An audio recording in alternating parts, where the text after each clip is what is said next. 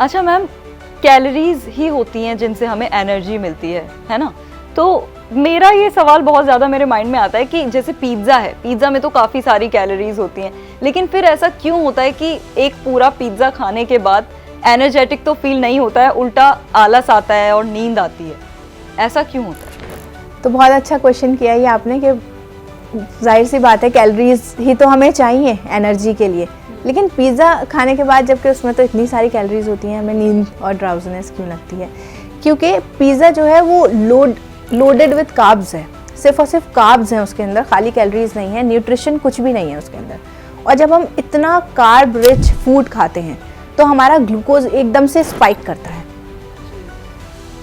फिर जिस लेवल से वो स्पाइक करता है ना, उसी लेवल से वो नीचे भी आता है, और जब वो नीचे ड्रॉप होता है तो फिर हमें नींद आती है, थकान सी लगती है, और हमें फिर मूड स्विंग्स होने लगते हैं, हमारा दिल करता रहता है कि हम और कुछ मीठा खा लें, कुछ कार्ब्स, वो और कार्ब्स मांगता है कि हमें और कार्ब रिच फूड दो, इस वजह से हमें थकान महसूस होती है।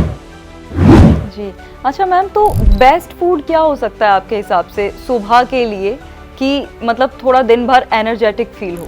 देखिए, सुबह की अगर आपको शुरुआत करनी है पूरे दिन एनर्जी बनाए रखने के लिए, तो आपको अपना ब्रेकफास्ट जो है वो शुगर मतलब मीठे ब्रेकफास्ट को छोड़ के नमकीन ब्रेकफास्ट से स्विच करना पड़ेगा। क्योंकि हमारे इंडिया में मैं देखती हूँ आधे से ज़्यादा लोग 60 to 70% लोग मीठा ब्रेकफास्ट करते हैं। मीठा ब्रेकफास्ट मतलब क्या हो गया? मीठे से लोगों को लगता है कि सिर्फ चीनी खा रहे हैं तो ही मीठा है, लेकिन ऐसा नहीं है।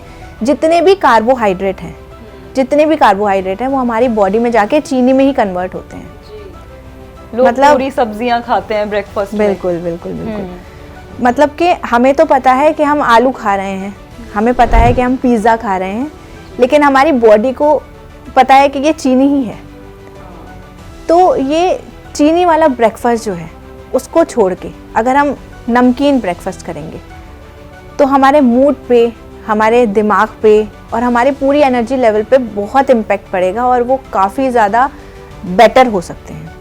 और नमकीन में भी आप कोई भी दाल बेस ऑप्शन चूज़ कर सकते हैं। जैसे आप चिल्ले खा सकते हैं मूंग की दाल के बना के, या बेसन के, या ओट्स बहुत अच्छा होता है, उसमें फाइबर भी होता है, उसके चिल्ले, या ओट्स आप प्लेन ले सकते हैं।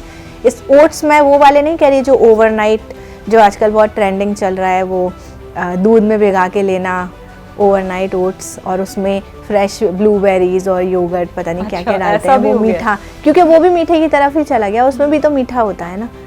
तो वो वाले नहीं, प्लेन आप मसाला ओट्स बना सकते हैं, या फिर आप एग्स ले सकते हैं, एग बेस्ड आप कुछ भी ब्रेकफास्ट ले सकते हैं, वो बेस्ट रहता है। बेसिकली मुझे लगता है कि प्रोटीन और फाइबर से रिलेटेड जो है वो सुबह के लिए ज़्यादा बेहतर है। सुबह नहीं, किसी भी वक्त के लिए प्रोटीन, फाइबर, सबसे ज़्यादा फाइबर का ध्यान रखिए कि आपकी प्लेट में फाइबर ज़रूर होना चाहिए, चाहे सुबह, चाहे दोपहर में या रात में। फाइबर मतलब वेजिटेबल्स आपकी ये प्लेट में ज़रूर होने ही चाहिए। उसके बाद प्रोटीन का कंटेंट बहुत अच्छा होना चाहिए। उसके बाद जो बचा है वो कार्ब्स भी ज़रूरी हैं, क्योंकि कार्ब्स डायरेक्ट हमें एनर्जी के लिए ज़रूरत होती है, लेकिन फाइबर और प्रोटीन बहुत ज़रूरी है।